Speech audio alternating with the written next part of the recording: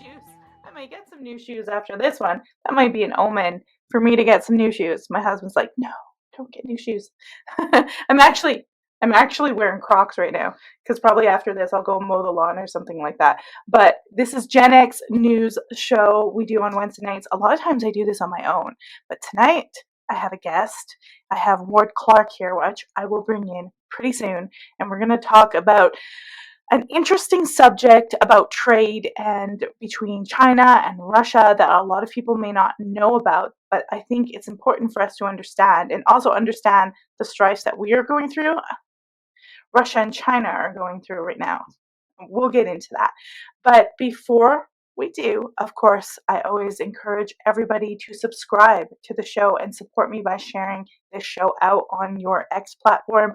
Go over to Rumble and subscribe. Put the link up here. Here we are. Go over to Rumble and subscribe on that channel. I'm building up there. This is, of course, being streamed right now on X, Rumble, and YouTube. But I would rather people go to Rumble over YouTube because YouTube demonetized me. Fair enough. It's their company. It's their choice. But I would rather people go over to Rumble because it tends to be the more free speech-esque of the platforms. And, you know, with less subscribers there, I get more views now than I do on YouTube. YouTube's totally throttling and hiding my stuff. I don't get the views I used to. So over to Rumble, support me there, Gen X on X. And we also stream, of course, on Tuesday nights, Ghostly Archives. And on Fridays, I try to do the Tinfoil Hat Friday. And on Thursday, I join Emily Men's House on her show, which I only stream on X. That is called The Beast System. Now, this week has been a little bit, not this week, last week was really chaos because I was not feeling so good. I traveled to Colorado, picked up a new dog. I had all this swollen lymph nodes. Something was in Colorado that was really bugging me and it made me really, really sick. I got the dog. He's here. Emily, God bless her soul, she was doing the rowing machine. She was like rowing, trying to getting into the fitness, and she popped a rib out. So we were kind of messed up last week. There was no shows, and I apologize for that, but sometimes the universe is telling you to slow down and go and heal, and you have to do it. But I thank you guys for joining me here tonight on this channel, on X, on Rumble, on YouTube, wherever you are. My guest tonight is Ward Clark. He's a patriotic American who lives in Alaska. He writes for Red State News and is a 12-year veteran. And of course, we're going to talk about a lot of political stuff you may or may not hear on mainstream news. I'm surprised that we don't hear about this. I'm not going to say any more. I'm going to bring Ward in and I'll let him introduce himself. And welcome to the show. Thanks, Melissa. All well, right. you covered the high grounds. I'm a contributor at redstate.com, which is part of the Town Hall Media Group. Before that, for 30 years, I was actually in medical devices and biotech, and was an independent corporate consultant most of that time. So I traveled all over the world, from places as far apart as South Africa and Tokyo. And so I saw a lot of how other countries do things, and it's kind of an eye opener in a lot of ways. And now I'm here. Did it make you appreciate America more, or did it make you see flaws in America?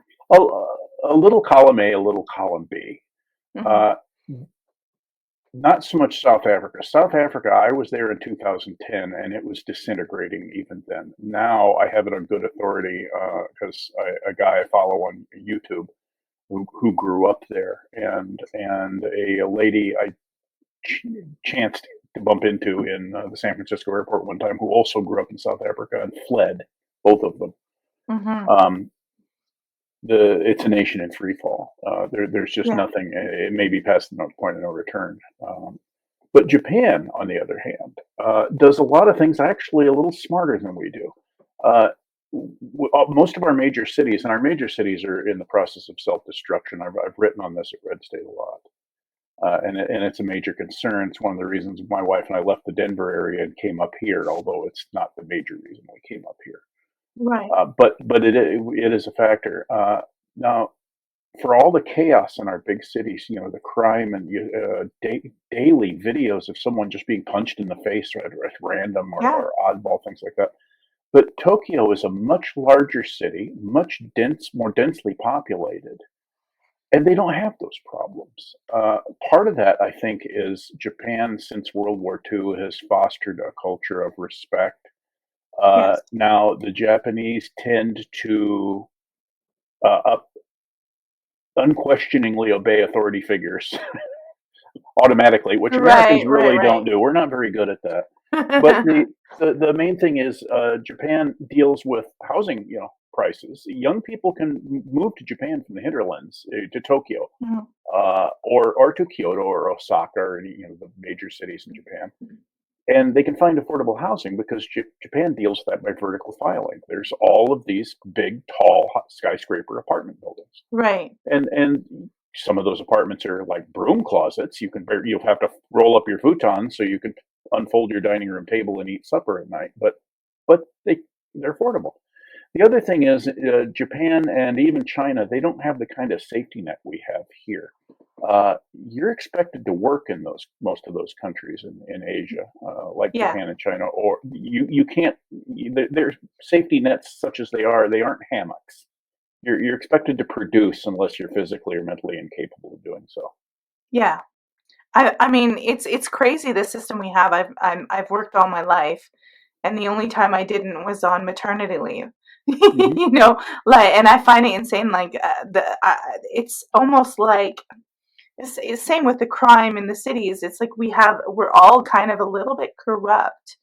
It's like we're so like, about certain things, people using like encouraging the welfare system, and these are politicians or like in the city. There doesn't have to be crime in the cities. There's a real big problem with the laws and the politics and the DAs. Like there doesn't have to be that way. No, it doesn't. We have a fairly recent example. In 1994, after the contract with America, Congress passed a fairly substantial welfare reform bill.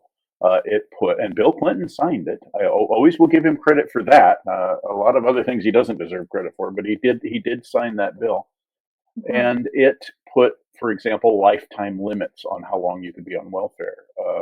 Yeah. And it emphasized training and getting off of welfare rather than just laying on it forever. And income levels in some of the big cities went up after that. Interesting. I At the time I was working in Aurora, Colorado, and there was a young woman in a single mother, and she worked in the company. Last I knew, which was just about a year ago, she's still working for that company, and it's been over 20 years. But she told Yeah. me flat out she would have stayed on welfare if she'd have been able to, Yeah. but she had to go get a job. And she goes, I'm doing so much better now. I make more money than I ever made on welfare. I'm Yeah. moving up. It's a good company to work for, and I'm proud of it. Welfare is a huge trap. And if you get on it and you stay on it and you raise your kids on it, it's like, and they don't see you working and doing all the stuff and encouraging them to get education, it's like this cycle. And what was really sad to me to see was like a lot of welfare was, encouraging women to be single parents. Hmm. And that's a bad thing for society to have single mothers, especially if you have boys. It really is. Yeah, you're right, especially for boys. Boys need father. Well, girls need fathers too. We have four They do. daughters, and They and absolutely do. I've been very much a father that was in their life. They're all grown now. In Mhm. fact, the youngest is 28. Um, but boys especially need those role models, and it's not just our cities; it's a nationwide problem. A lot of too many places they just don't have those role models anymore, and that's the problem you see with a lot of the feral youths that are in the cities. They grew up with no strong fathers. They don't know how to act. They don't know how to be Yeah. men. They don't know what being a man means, and we're seeing the results now.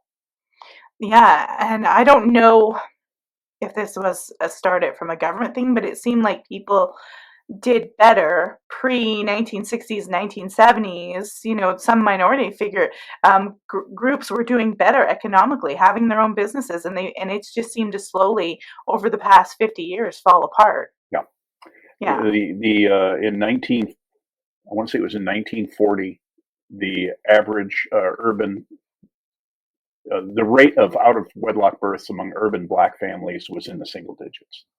Wow. Now I Oh think my it's 70 or God. 80%. Yeah. It's crazy. You watch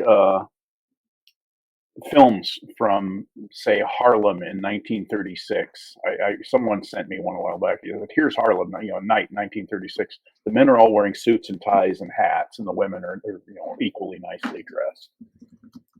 You didn't see any pants hanging down Well, you off see that people.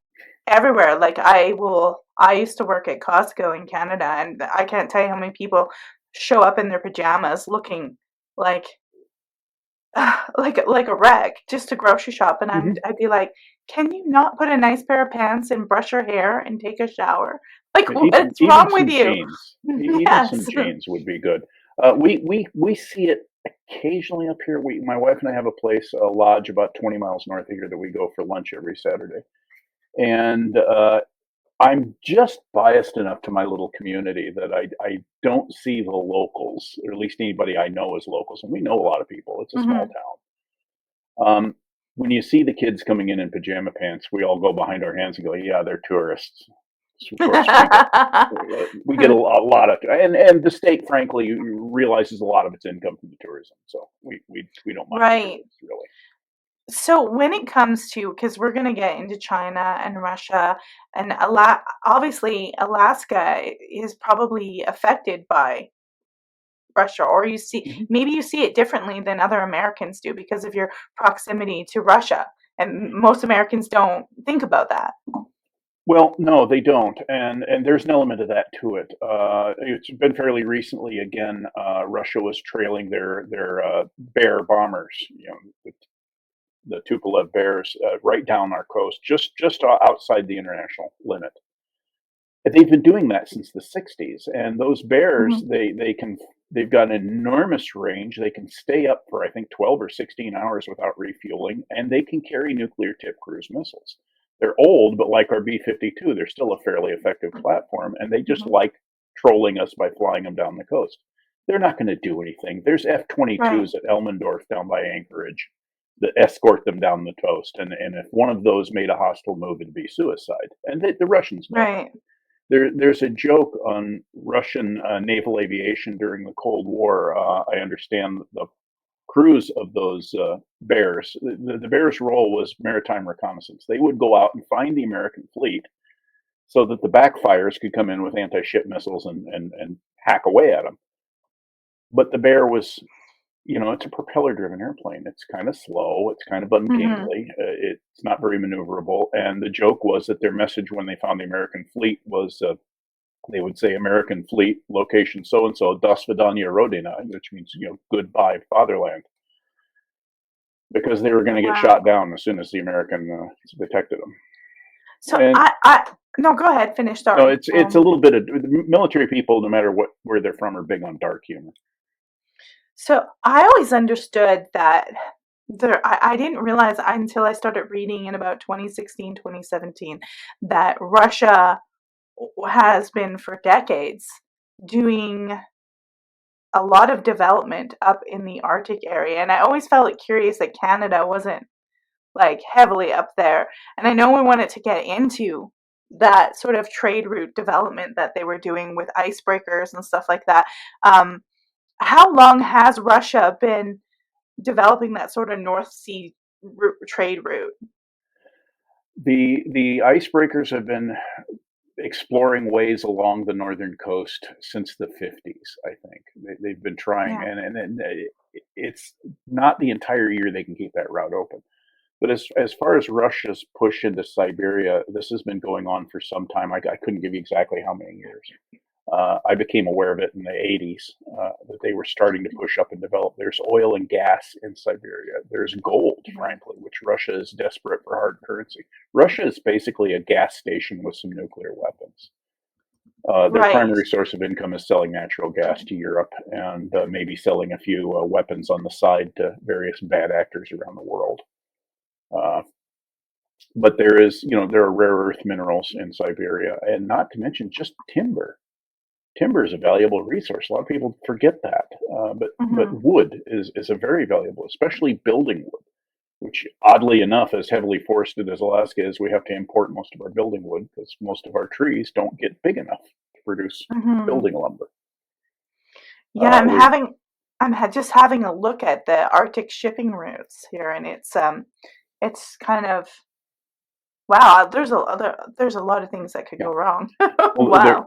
and Russia's main port on their east coast is at Vladivostok, and to go up to the Arctic, you have to go. You see that little narrow strait that you have to pass between Alaska and Hmm. and Russia.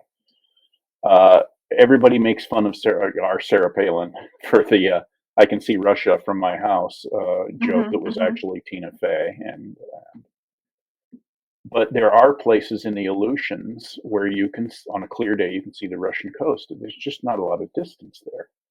No. Alaska is the term I use. Alaska is the crown of the Pacific. Billy Mitchell, back in the 1930s, said, "Whoever controls Alaska controls the Pacific." He said it's the most strategic piece of real estate on the planet. Now I know And why right now, we America wanted control it. Alaska. I was gonna say